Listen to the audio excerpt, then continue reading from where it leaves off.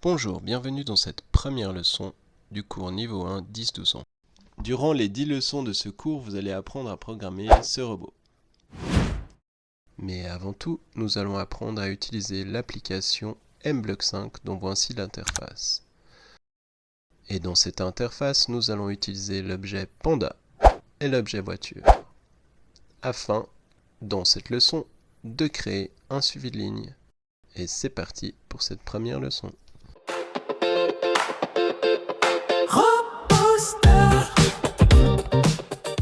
Le robot que nous allons utiliser dans notre cours est capable de suivre une ligne, d'éviter des obstacles ou de suivre un objet. Pour cela, nous allons le programmer grâce à l'application mBlock 5.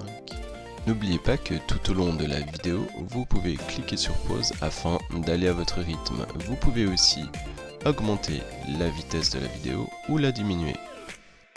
Pour télécharger notre logiciel mBlock 5, nous allons dans notre navigateur, tapons mBlock 5, nous choisissons la ligne qui nous permet de télécharger l'application sur le site de mBlock. MakeBlock mBlock. Nous choisissons l'onglet Download. Faites bien attention de choisir la version PC et non la version web, comme ici. Vous pouvez downloader, télécharger pour Windows ou pour Mac. Pour moi, j'ai un ordinateur Windows, je télécharge Windows. Nous avons un petit décompte. Alors cette petite fenêtre apparaît chez moi, elle apparaît pas forcément chez vous. Celle qui sert à traduire. Voilà, on attend la fin du décompte.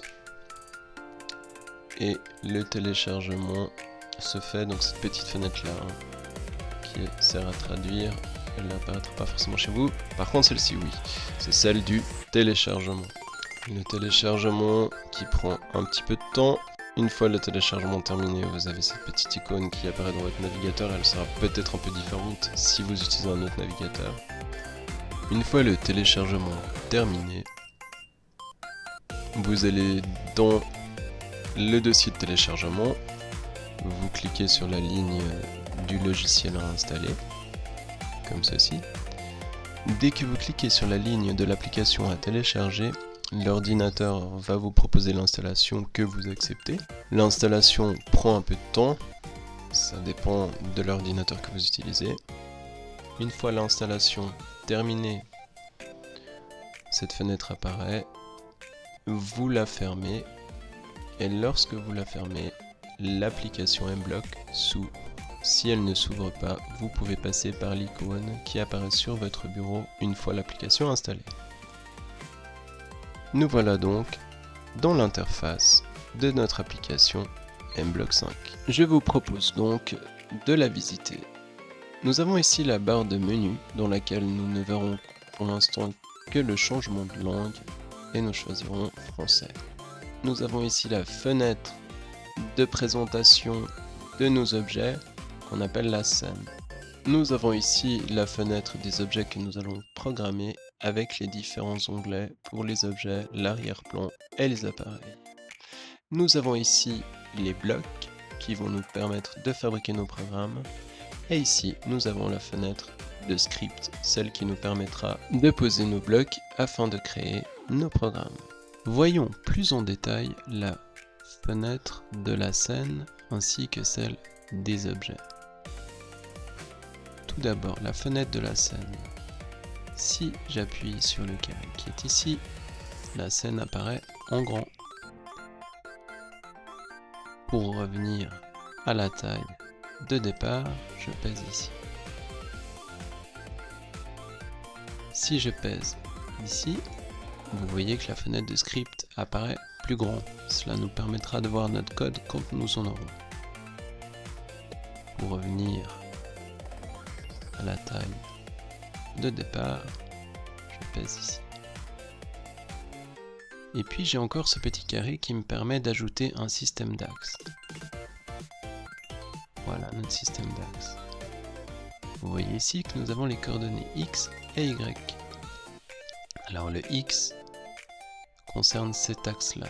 Vous voyez qu'il y a une petite flèche qui va dans cette direction. Et puis, vous voyez ici que nous avons le Y et une flèche qui va dans cette direction. La coordonnée ici, c'est 0, 0. Le milieu de mon panda se trouve sur le point 0, 0. Si je mets 100 ici, voyons ce qu'il se passe. Le panda se situe maintenant à la coordonnée 100, 0. Et si maintenant j'ajoute 100 ici, vous voyez que mon panda se trouve à la coordonnée 100, 100. Maintenant, si je mets moins 100, vous devinez ce qu'il se passe. Mon panda se trouve à la coordonnée moins 100, 100. Je vais revenir à 0 pour les X et 0 pour les Y. Nous allons maintenant faire effectuer des mouvements à notre panda. Je vais aller sur la fenêtre de bloc et choisir un événement. L'événement sera quand la touche espace est pressée, que je vais transformer en quand la flèche de droite est pressée. Je vais y ajouter un mouvement, bouger de 10 pas. Voilà. Maintenant, la flèche de droite, c'est la flèche de droite du clavier. Vous devez trouver votre flèche de droite sur le clavier et appuyer dessus. Et vous voyez que le panda avance de 10 pas. Vous voyez ici que les X augmentent. On est à 80, plus 10, 90, et on arrive à 100. Je vais ajouter un autre événement. Lorsque la touche flèche de gauche est pressée, je vais faire bouger mon panda, cette fois-ci de moins 10 pas. J'appuie sur la flèche de gauche, et vous voyez que mon panda recule à chaque fois de 10 pas. Voilà, je vais prendre quand la touche flèche du haut est pressée. Mouvement. Cette fois-ci, au lieu de bouger de 10 pas, je vais prendre modifier Y de 10. Quand je pèse sur le haut, vous voyez que mon panda monte. Et puis pareil, vous pouvez le deviner. Si je veux descendre, flèche du bas, modifier Y, cette fois-ci de moins 10. Et si je pèse sur le bas, vous voyez ici que les Y descendent bien de moins 10.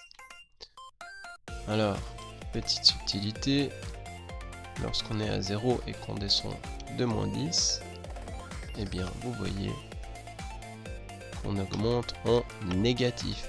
Pour ceux qui connaissent déjà les nombres négatifs, vous voyez ici une de leurs utilisations. Pareil, donc pour Y, si je recule, là je suis à moins 90 pas de mon point 0. Voilà pour le système de coordonnées. Nous allons maintenant nous poser une question. Comment faire pour que notre panda revienne à sa position initiale? Nous allons utiliser un nouveau bloc. Pour cela, je vais prendre un bloc événement. Lorsque je clique sur le drapeau vert, je vais d'abord remettre mon panda à sa position de 0, 0. Et je vais choisir un mouvement qui sera aller à X, Y. Voilà. Donc, j'avance. Je pèse sur le drapeau vert. Et vous voyez que mon panda revient. Si je monte, que j'avance, que je descends, que j'avance, il reviendra chaque fois à 0, 0. Alors ce bloc, il est initialisé, c'est-à-dire qu'il aura les coordonnées du moment où on choisit le bloc. Qu'est-ce que ça veut dire ça? Par exemple, si je déplace mon panda ici, et que je reprends le mouvement aller à XY, vous voyez que les coordonnées ont changé, c'est celle de mon panda. Alors je le pose là, juste pour vous démontrer que ça marche à tous les coups. Je le pose ici, vous voyez que les coordonnées ont changé, le mouvement aller à X, moins 89, voilà.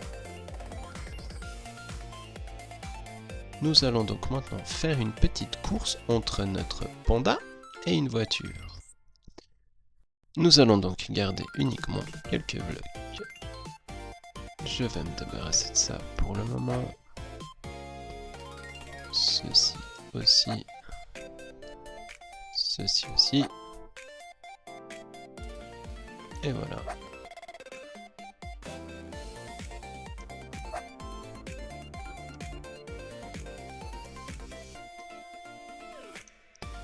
Je vais enlever le système d'axe.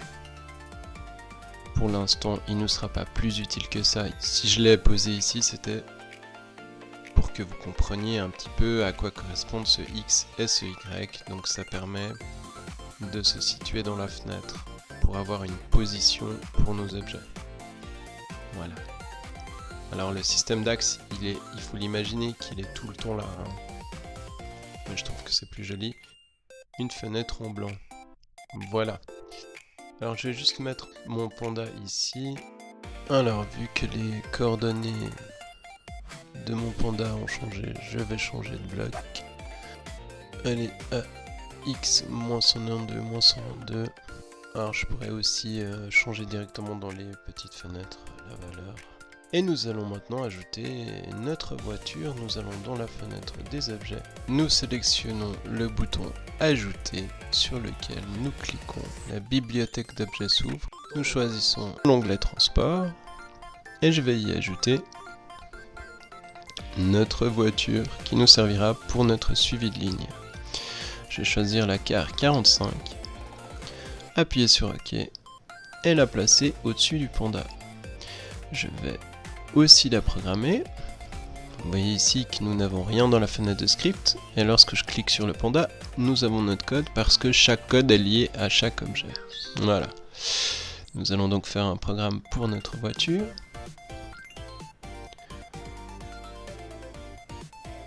Nous voyons que la position XY est différente de celle du panda, la position initiale.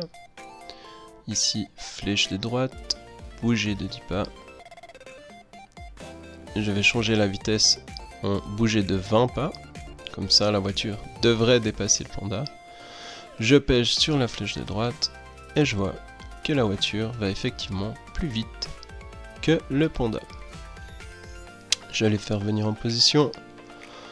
Maintenant, quelque chose me dérange. J'aimerais beaucoup que cette voiture aille en direction, pointe en direction de là où elle va. Comment pouvons-nous faire cela? Eh bien, nous allons sous costume. Faites bien attention de sélectionner la flèche. Nous sélectionnons la voiture et nous la faisons tourner de 90 degrés. Et vous voyez dans la scène que la voiture a bougé parce que nous avons changé son costume. Je reviens à la fenêtre de script en cliquant sur costume et cette fois elle pointe bien en direction de là où elle va. Nous allons donc maintenant nous débarrasser de notre ami le panda car c'est de la voiture dont nous allons avoir besoin pour créer notre suivi de ligne. Je supprime le panda et je mets la voiture au centre de notre scène pour le moment. Notre but maintenant c'est de pouvoir rendre notre voiture autonome. Qu'est-ce que ça veut dire autonome? Ça veut dire qu'elle est capable de pouvoir bouger toute seule sans qu'on ait à intervenir, soit en cliquant sur une touche de notre clavier ou sur le drapeau vert. Un peu comme un robot. On peut même dire qu'on lui fait une mini intelligence artificielle. L'idée c'est que notre voiture prenne la décision de changer de direction. Alors, pour arriver à faire cela, nous allons choisir le bloc pointé en direction de. nous le plaçons en dessous du bloc événement. Quand la touche flèche du haut est pressée, nous venons ensuite modifier la valeur de 90 qui est initialisée par le programme et que l'on modifie à 0 pour que notre voiture pointe vers le haut lorsque l'on appuie sur la touche flèche du haut. Ok. Nous allons ensuite ajouter un bloc quand la touche flèche du bas est pressée avec un mouvement pointé en direction de 180. Alors je vais vous expliquer un petit peu plus en détail pourquoi on met 180, pourquoi on a mis 0 dans un petit instant. Nous allons encore donc faire la même chose pour tourner sur la gauche en ajoutant un pointé en direction de moins 90 cette fois.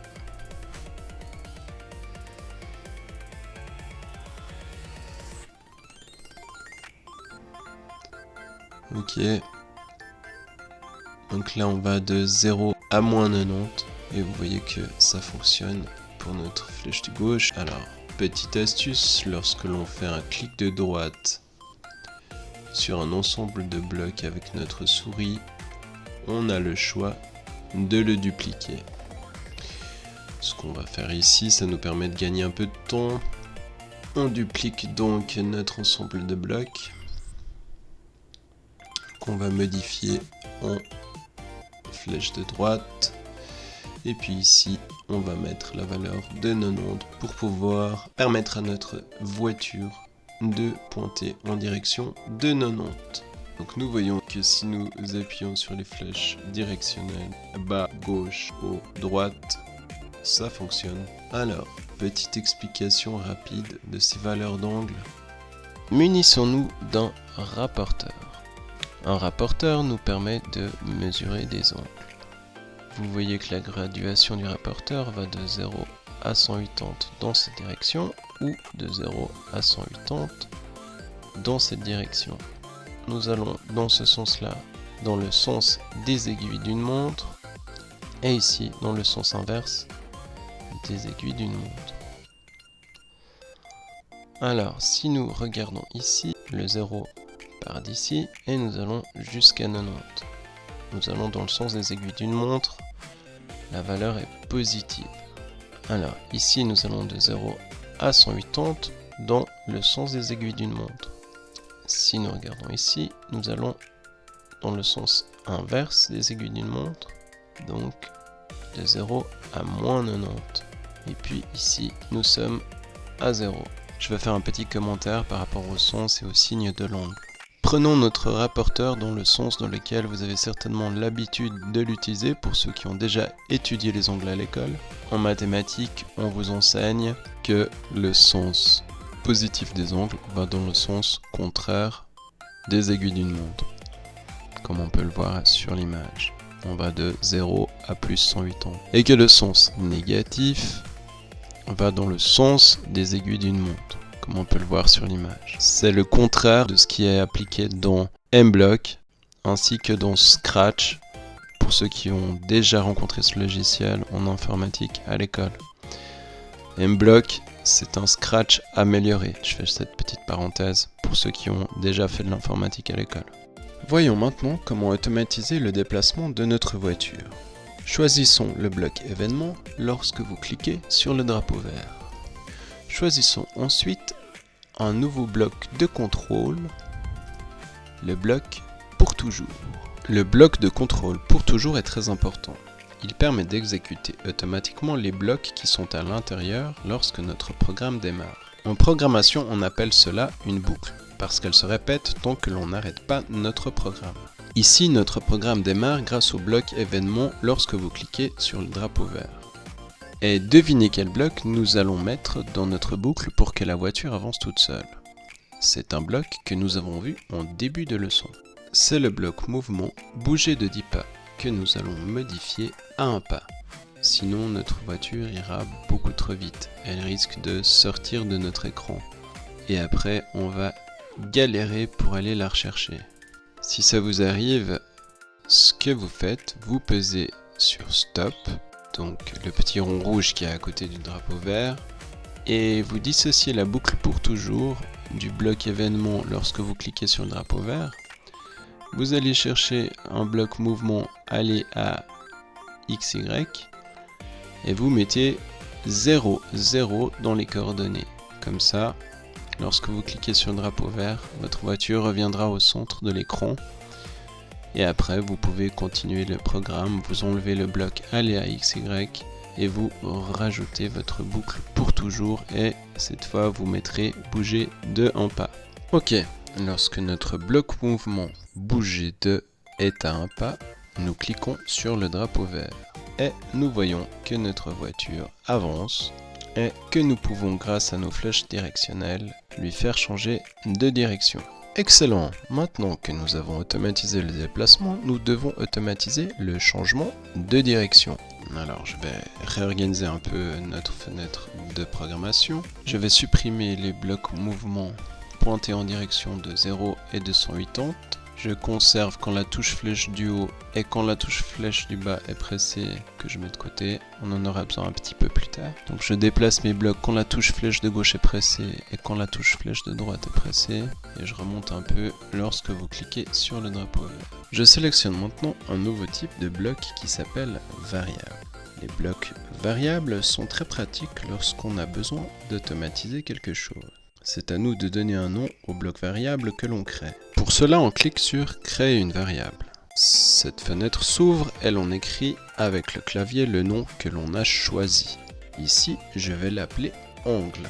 Vous voyez que lorsqu'on crée une variable, ici la variable angle, nous avons 4 blocs qui apparaissent. Définir angle à 0, ajouter 1 à angle, montrer la variable angle et cacher la variable angle.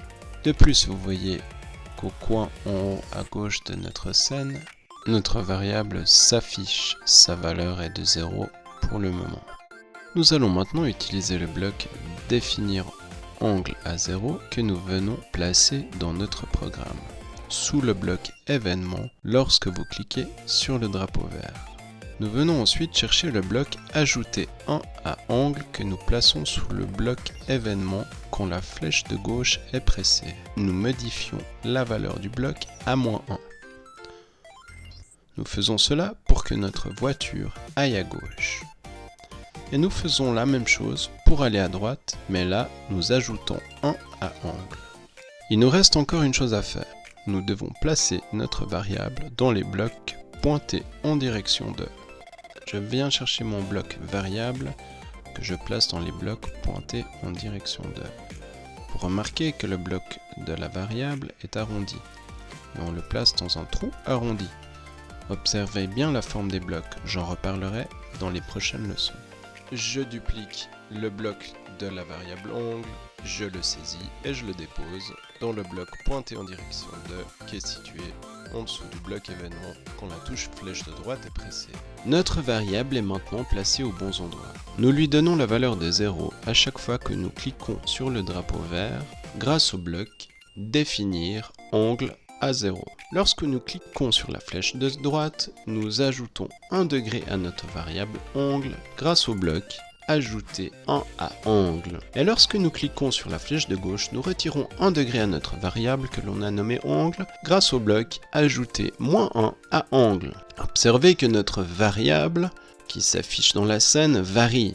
Sa valeur est modifiée à chaque événement. À chaque clic sur la flèche de droite, elle augmente de 1. Si on clique sur la flèche de gauche, elle diminue de 1. Elle peut prendre des valeurs négatives, c'est-à-dire qu'elles auront un signe moins, comme nous avons vu avec les rapporteurs en début de leçon, pour les ongles qui vont dans le sens inverse des aiguilles d'une montre. Ok.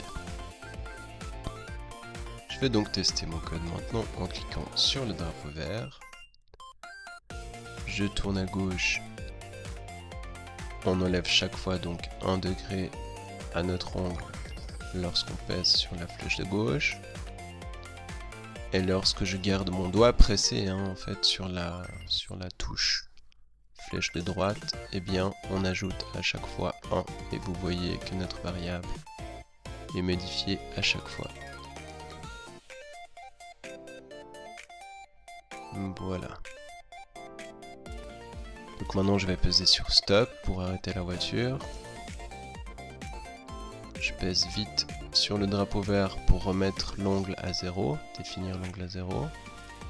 Donc vous voyez que quand je clique sur le drapeau vert, mon ongle se met à 0, mais la voiture ne pointe pas en direction de 0. Ça, c'est parce que nous avons mis ici pointer en direction de ongle lorsque nous pesons sur la flèche de gauche. Alors vous allez voir, là je vais juste peser une fois sur la flèche de gauche, et voilà.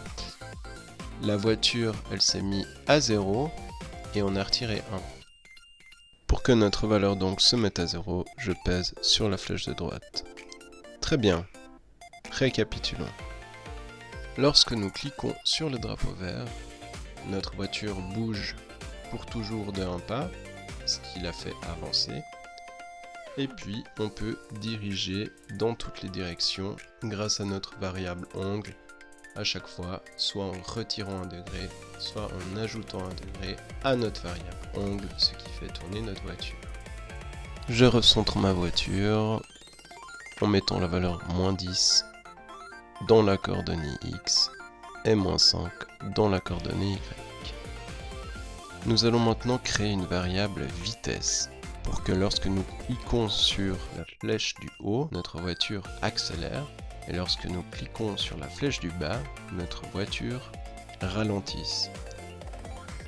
Elle pourra ralentir et puis reculer lorsqu'elle aura une valeur négative. Je vais donc créer cette variable vitesse.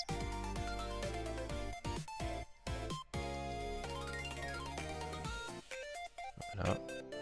Alors on peut toujours choisir pour tous les objets ou pour cet objet uniquement. Là, vu qu'on n'a qu'un seul objet, on clique ici. Pour tous les objets, ça revient au même. Voilà.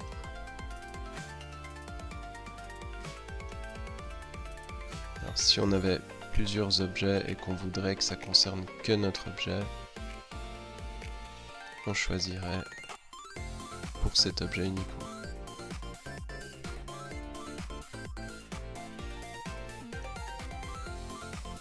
Voilà. J'ai créé ma variable vitesse. Donc, devinez ce qu'on va mettre ici, en dessous, pour que notre vitesse augmente. Alors c'est le même bloc ici, seulement au lieu que ce soit les angles, ce sera la vitesse. Alors je vais prendre donc le bloc ajouter 1. Et là, je viens modifier ici pour qu'on modifie la vitesse. Pareil, alors j'aurais pu le dupliquer. Ça, avec l'usage, à vous de voir. Et donc là, je voudrais retirer 1 pour qu'elle ralentisse ou qu'elle recule lorsqu'on aura passé le 0. Ok, nos modifications nous permettront de ajouter 1 à notre variable vitesse, qui se trouve ici, ou de lui retirer 1 lorsqu'on pèse sur la flèche du bas. Mais pour que ça impacte notre voiture, il faut qu'on vienne mettre ici notre variable vitesse. Voilà. Et puis, je vais encore ajouter le bloc, définir vitesse à 0. Très bien. Donc maintenant, j'ai ajouté le bloc définir vitesse à 0, ce qui fait qu'à chaque fois qu'on cliquera sur le drapeau vert, notre vitesse reviendra à 0, comme notre ongle. Donc je vous fais juste une petite démonstration. Voilà, donc je lance le drapeau vert mais la vitesse est à 0, donc j'accélère juste en cliquant une fois sur la flèche du haut. Pour tourner à gauche, je clique sur la flèche de gauche.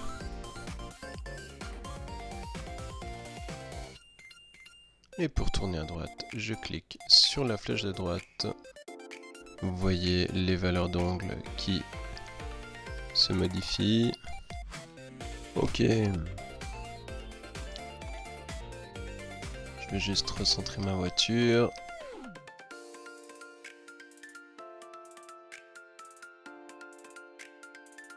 Et je recule. Voilà. Alors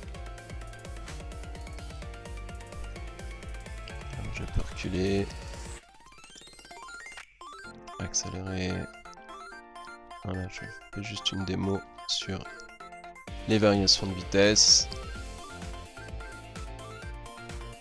Alors je la remets au coordonnées moins 10, moins 5.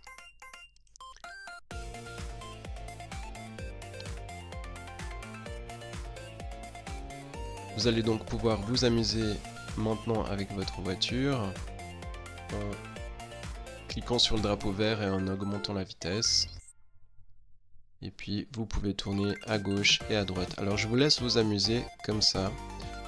On va faire juste une petite modification. Donc cette petite modification, c'est que nous allons mettre le pointé en direction de dans notre boucle pour toujours.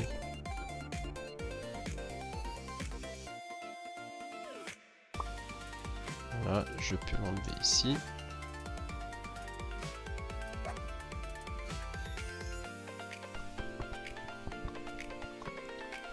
Ok, donc maintenant, lorsqu'on va cliquer sur la flèche de gauche ou la flèche de droite, notre voiture ne bougera plus. Il faudra bien activer le drapeau vert pour qu'elle tourne. Voilà. Puis donc, si je pèse sur stop et que je repèse sur le drapeau vert, notre voiture se met à 0 puisqu'on définit à chaque fois l'angle à 0 lorsqu'on clique sur le drapeau vert. Voilà.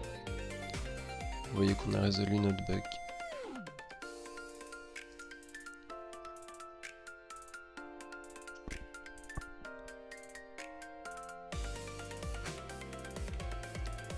Ok. Donc, vous pouvez vous amuser à avoir une plus grande accélération en modifiant ici. Vous pouvez le mettre à 10. Bon, vous allez voir que votre voiture, elle sera difficilement manipulable. Vous pouvez faire une accélération de 2. Enfin voilà, moi je vais la laisser à 1 pour le moment. Et puis alors, une chose qui est intéressante, c'est si vous voulez que votre voiture tourne plus vite, vous pouvez la mettre à 3 par exemple, à moins 3 et à 3. Et donc lorsque je clique sur le drapeau vert, vous voyez que la voiture tourne beaucoup plus rapidement. Voilà, elle est plus maniable comme ça. Donc vous pouvez vous amuser. N'oubliez pas de cliquer sur le stop pour arrêter l'effet du drapeau vert. Ok.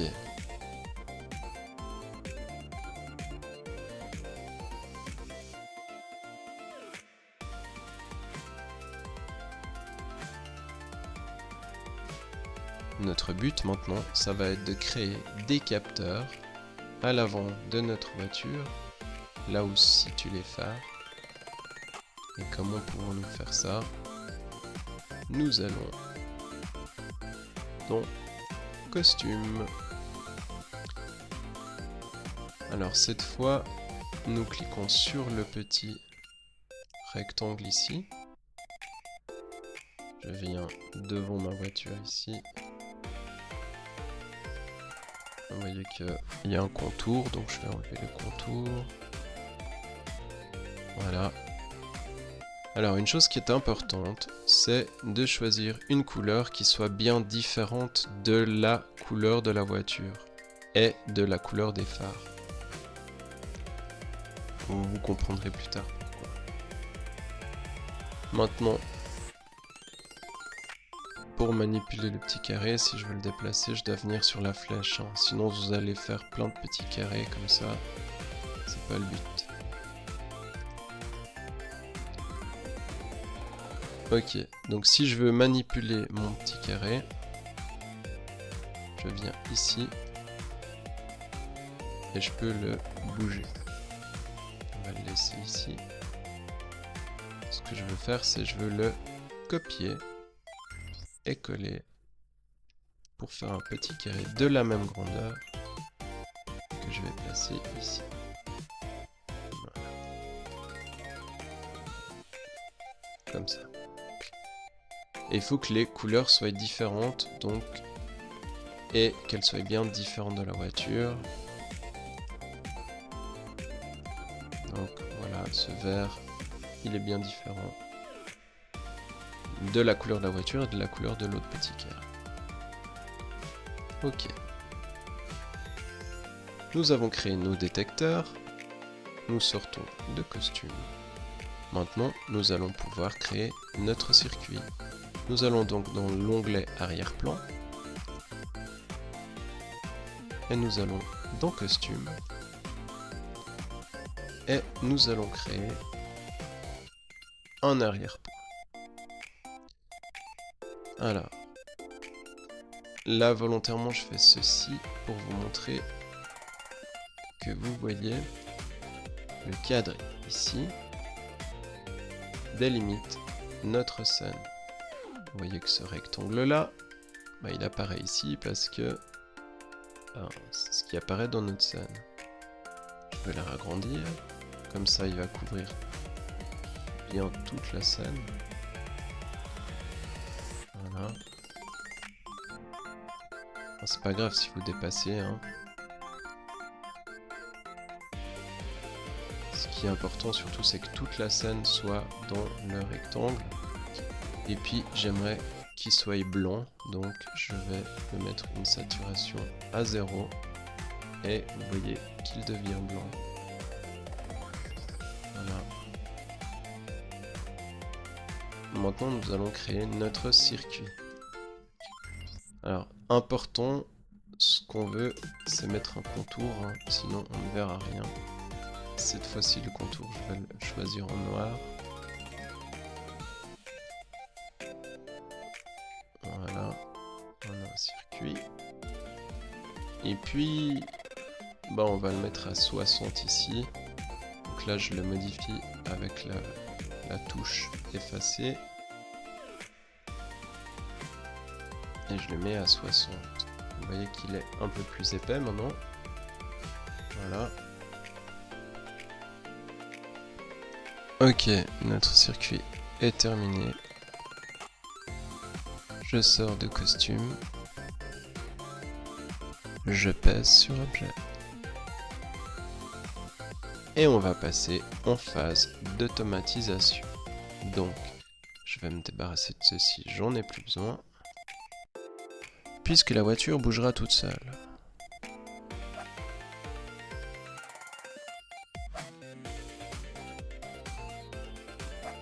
Je remonte notre bloc événement lorsque vous cliquez sur le drapeau vert.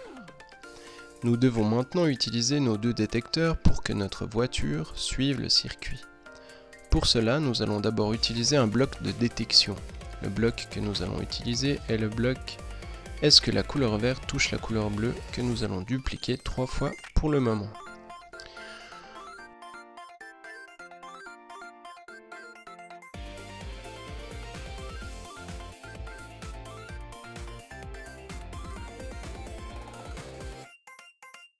Pour utiliser ces blocs dans notre programme, nous avons encore besoin d'ajouter un nouveau bloc de contrôle.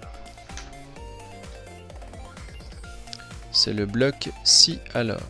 Je le sélectionne et l'insère à la place de nos blocs pointés en direction de et bouger de, dans le bloc de contrôle pour toujours. J'ai encore besoin d'un bloc qui se trouve dans les opérateurs et qui nous permettra de s'assurer que deux conditions de détection seront remplies.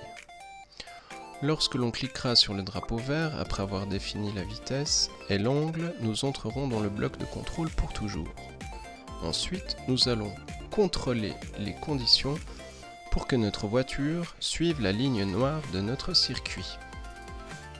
Pour cela, nous devons choisir les bonnes couleurs dans les blocs de détection. Nous sélectionnons les bonnes couleurs à l'aide de la pipette que l'on place bien au centre de notre détecteur, pour ne pas avoir un mélange de couleurs, ce qui pourrait faire bugger notre programme. Nous sélectionnons ensuite la couleur de notre arrière-plan. C'était pour cela qu'il était important de créer notre arrière-plan en blanc. Nous ajoutons dans notre opérateur un autre bloc de détection de couleur, pour le détecteur de droit qui est vert.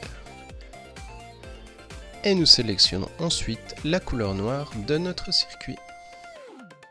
Pour que notre boucle de contrôle, si alors, fasse tourner notre voiture, nous devons modifier notre ongle. Ici, lorsque le détecteur violet touche la couleur blanche et le détecteur vert touche la couleur noire, nous voulons que notre voiture tourne à droite. Nous allons donc ajouter un A-ongle. Tant que le détecteur violet touche le blanc et le détecteur vert touche le noir, notre variable ongle augmentera et fera pointer notre voiture dans la direction du circuit. Nous mettons donc le bloc ajouter un A-ongle dans notre bloc si alors. Nous voulons aussi que notre voiture puisse tourner à gauche et définir les conditions pour qu'elle pointe dans la bonne direction. Nous prenons encore un autre bloc de contrôle si alors.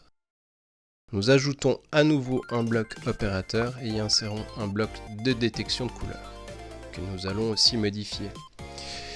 Ici, la couleur violette touche le noir.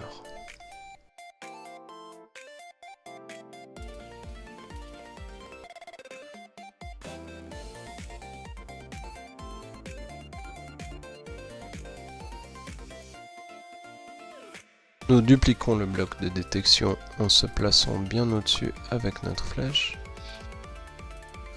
Et nous sélectionnons le vert du détecteur et le blanc de notre arrière-plan.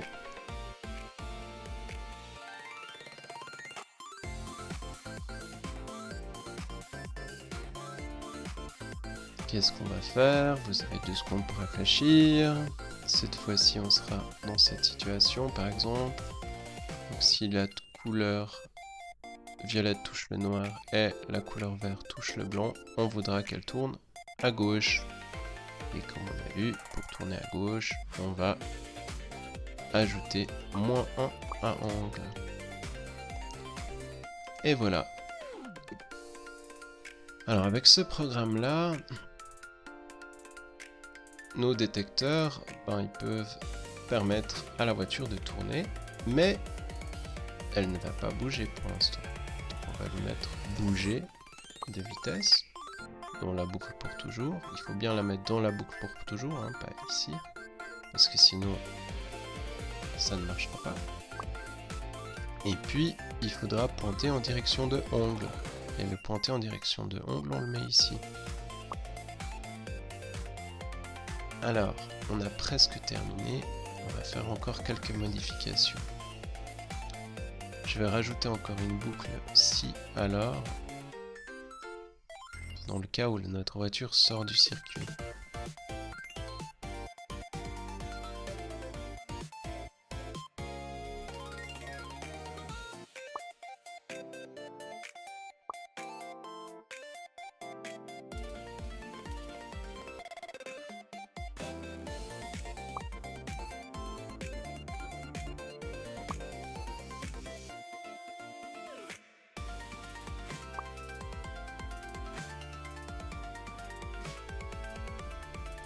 Voilà, donc je vais juste rechercher encore un opérateur et voilà. Bon, ici je vais dupliquer celui-là et dupliquer celui-là. Ça, j'ai qu'une couleur à aller chercher, c'est le blanc. Et puis cette fois, on va mettre bouger de.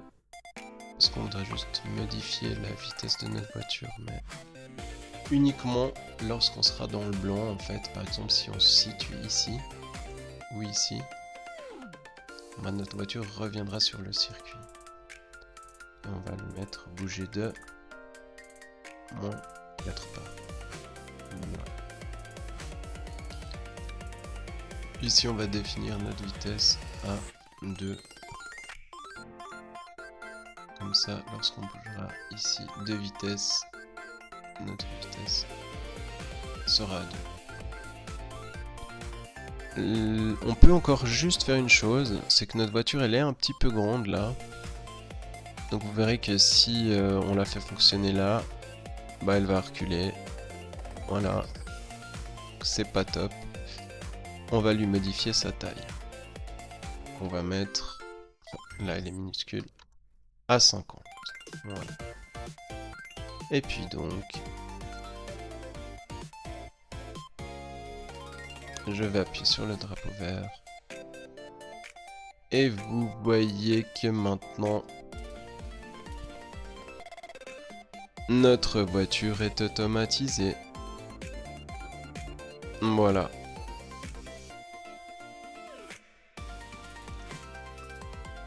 Je vais juste la mettre ici pour voir l'utilité de cette boucle justement.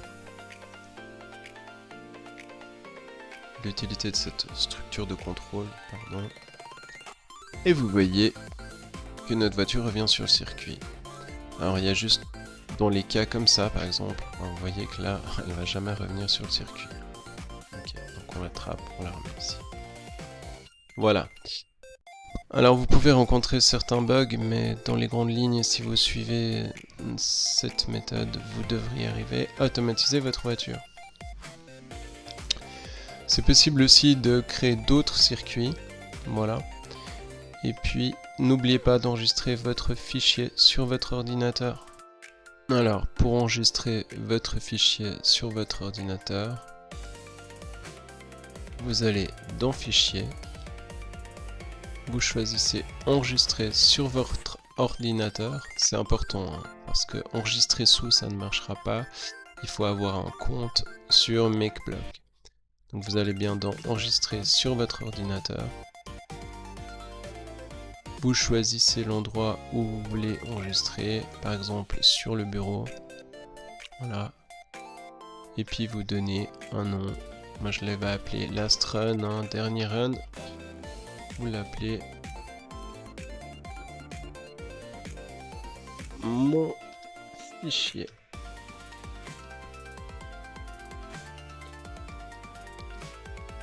Voilà, mon fichier MBlock. Et vous enregistrez. Voilà, donc c'est fini pour ce cours. Je vous souhaite une bonne journée. À la prochaine!